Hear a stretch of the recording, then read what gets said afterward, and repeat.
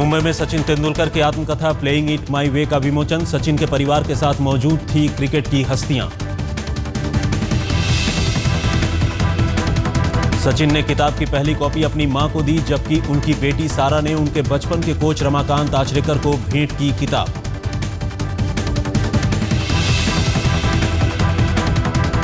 पूर्व coach Greg chapel को लेकर खुलासे की वजह से चर्चा में है सचिन की आत्मकथा। विमोचन में पहुंचे गांगुली, द्रविड़ और लक्ष्मण समेत दिग्गज पूर्व क्रिकेटर। शिवसेना और बीजेपी के बीच सत्ता में भागीदारी को लेकर चल रही बातचीत फिर बेनतीजा। बीजेपी ने ठुकराया शिवसेना का प्रस्ताव। शिवसेना विश्वास मत से पहले चाहती है मंत्रिमंडल का विस्तार, मांग रही है उप मुख्यमंत्री और 10 पद। बीजेपी राजी नहीं।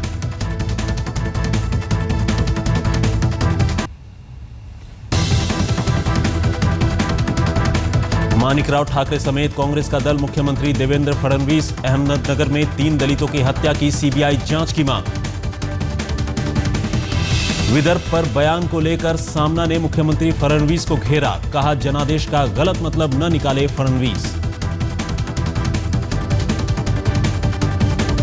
शिवसेना के मुखपत्र सामना के मुताबिक विदर्भ को महाराष्ट्र से अलग करना बेटे को मां से अलग करने जैसा।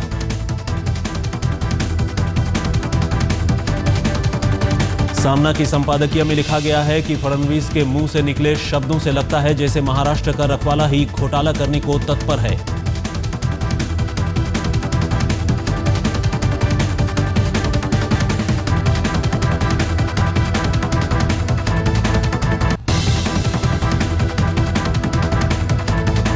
मुंबई में डेंगू मरीजों की संख्या 699 पहुंची। इस बीमारी से अब तक मरने वालों की संख्या 9 तक पहुंची।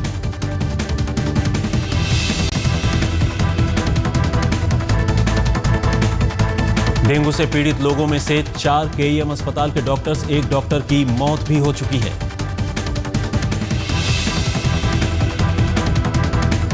डेंगू के लिए केईएम अस्पताल में काम करने वाले रेसिडेंट डॉक्टरों ने स्थानीय प्रशासन पर थोपा दोष, कहा बीएमसी उनके सरकारी निवास स्थानों के पास नहीं करती है सफाई। बीएमसी ने हाल ही में डेंगू से निपटने के लिए कड़े कदम उठाने का वादा किया था। कई संस्थानों और हाउसिंग सोसाइटीज की जांच पड़ताल भी की गई।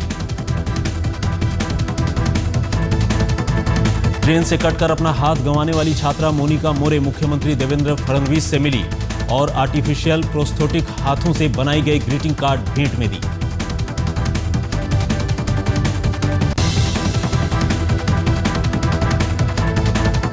मुंबई के पास नाला सोपारा में दिन दहाड़े राजेश सिंह नाम के बिल्डर की गोली मारकर हत्या। बाइक से आए थे 2 हमलावर। हमले के वक्त दफ्तर के बाहर टहल रहे थे बिल्डर राजेश सिंह। कातिलों का अब तक सुराग नहीं। पुलिस को आपसी रंजिश में कत्ल का शक।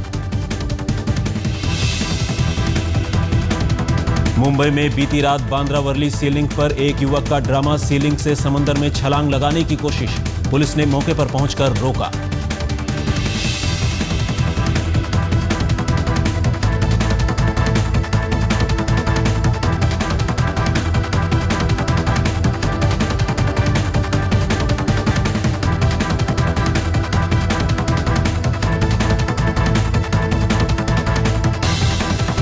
नमस्कार, मैं हूं सुप्रतिम बैनर्जी और आप देख रहे हैं मुंबई मेट्रो। अब खबरें तफसील से। क्रिकेट प्रेमियों को जिसका इंतजार था वो पूरा हो गया। मुंबई में क्रिकेट सितारों से भरी शाम में सचिन तेंदुलकर की आत्मकथा का विमोचन किया गया। विमोचन समारोह में सचिन की पत्नी, भाई और बेटी के अलावा सुनील गावस्कर, रवि शास्त्री, राहुल द्रविड़, सौरभ गांगुली जैसे मशहूर सितारे मौजूद थे, जिन्होंने सचिन के साथ बिताए लम्हों को साझा किया। आखिरकार इंतजार खत्म हुआ। मुंबई में क्रिकेट के दिग्गज सितारों की मौजूदगी में सचिन तेंदुलकर की आत्मकथा playing it my way release हो गई।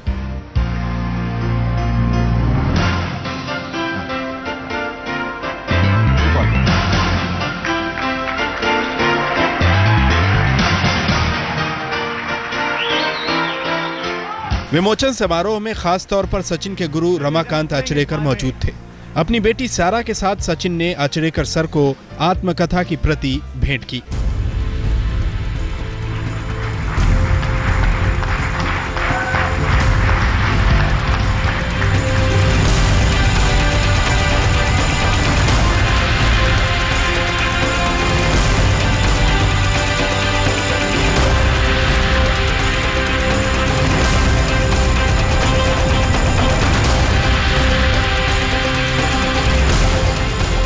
इससे पहले सचिन ने किताब की प्रति अपनी मां को भी भेंट की थी, जिसका खुलासा उन्होंने फेसबुक और ट्विटर पेज पर किया था।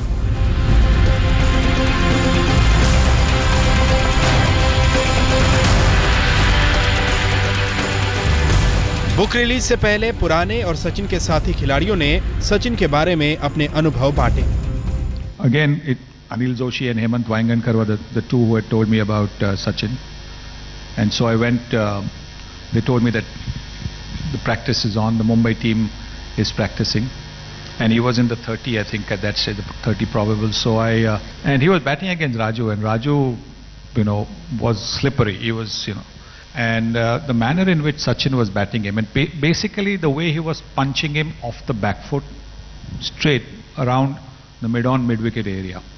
The time that he had, because he was, as I said, he was slippery, and to be able to get the time to play that was quite astonishing. पुराने दिग्गजों के बाद बारी आई सचिन के समकालीन क्रिकेटरों की। सचिन के साथ मंच पर थे सौरव गांगुली, राहुल द्रविड़ और वीवीएस लक्ष्मण। सबने सचिन से जुड़ी अपनी अपनी यादें ताज़ा की। But I remember when I first initially started batting with him, I would bat at 3 and he would come in at 4.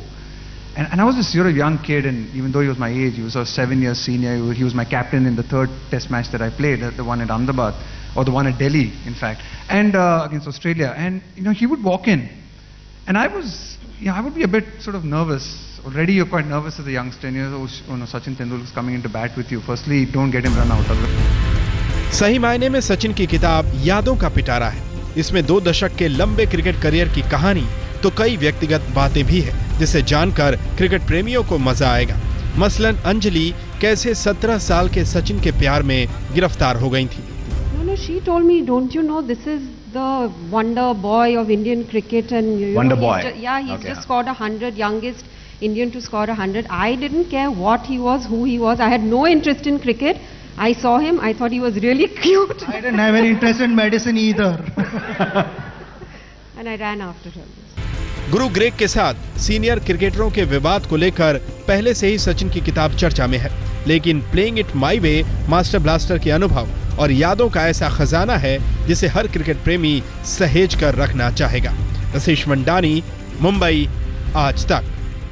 Mumbai के बांद्रा वर्ली सीलिंग से आत्महत्या करने वालों की संख्या 7 पहुंच चुकी है। इस आंकड़े में एक और इजाफा होने वाला था। एक नौजवान खुदकुशी के इरादे से बांद्रा वर्ली सीलिंग पहुंचा था, जब एक सुरक्षाकर्मी ने उसे देख लिया। पुलिस और सुरक्षाकर्मी की सूझबूझ से ही उसकी जान बच सकी।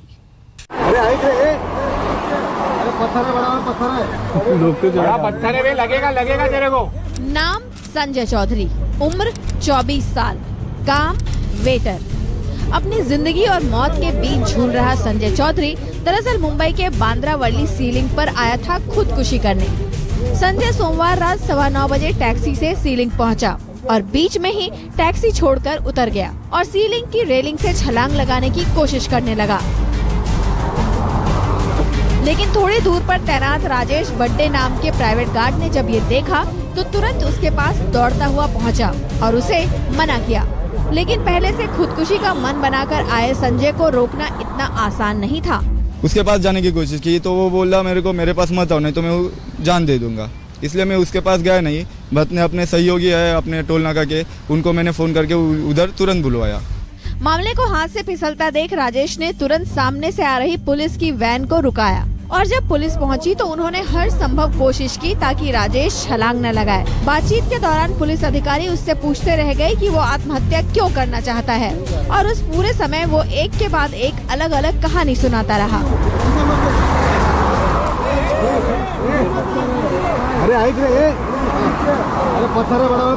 पूछा कि भाई तुम्हें झूठ क्यों बोल रहे हो, तो उसने बोला फिर और एक नया झूठ बोला कि भाई मैं बैटिंग करता हूँ, क्रिकेट बैटिंग में मैं हार गया हूँ पैसा, इसके लिए आत्महत्या करना चाहता हूँ। तो बस इस तरह बातों में लगाते लगाते सडनली हमारे दोनों अधिकारियों ने उसको झपट कर उसे पकड़ लिया, जिससे कि वो खाली छलांग नहीं मार सका और उसकी जान बच गई। आखिरकार 2.5 घंटे की कड़ी मशक्कत के बाद पुलिस संजय को पकड़ने में कामयाब रही। पुलिस ने संजय के खिलाफ मामला दर्ज कर कार्रवाई शुरू कर दी है। दरअसल बांद्रा वर्ली सीलिंग के किनारे जो बैरिकेड लगा हुआ है, यहाँ पर जो रेलिंग लगी हुई है उसकी ऊंचाई काफी कम है। यही वजह है कि जिसे भी यहाँ पर खुदकुशी करना होता है वो यहाँ पर आता है। ट्रैफिक डिपार्टमेंट के भी दिमाग में बातें हैं। उन्होंने प्रपोजल दिया हुआ है कि जो ये रेलिंग है उसकी ऊंचाई बढ़ाई जाए, ताकि जो लोग यहाँ पर खुदकुशी करने के लिए आते हैं कम से कम इस ऊंचाई की वजह से वो इसे पार न कर पाए, और अगर कोई जान देने वाला है तो कम से कम वो अपनी जान न दे पाए। कैमरामैन समीर शानबाग के साथ मुनीश पांडे, मुंबई, आज तक। महाराष्ट्र में बीजेपी और शिवसेना के बीच खींचतान जारी है। सूत्रों के मुताबिक विश्वास मत से पहले बीजेपी ने शिवसेना के कोटे से मंत्री बनाने से इनकार कर दिया है। यही नहीं, बताया जाता है कि बीजेपी ने शिवसेना की डिप्टी सीएम की मांग को भी खारिज कर दिया है। शिवसेना की लाख धमकियों और अल्टीमेटम के बावजूद लगता है कि बीजेपी मानने को तैयार नहीं है। बीजेपी ने शिवसेना के विधायकों को विश्वास मत हासिल करने से पहले शपथ ग्रहण करवाकर कैबिनेट में लेने से साफ इनकार कर दिया है। मुख्यमंत्री देवेंद्र फडणवीस ने खुद कहा कि विश्वास मत हासिल करने के बाद ही अब मंत्रिमंडल का विस्तार होगा।